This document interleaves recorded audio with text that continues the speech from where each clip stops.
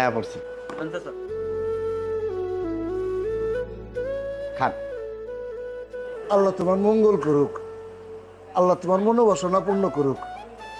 আমি আল্লাহর কাছে দোয়া করতেছি, আল্লাহ যেন তোমার অনেক বড় করে, তুমি যেন অনেক দূর যাইতে পারো।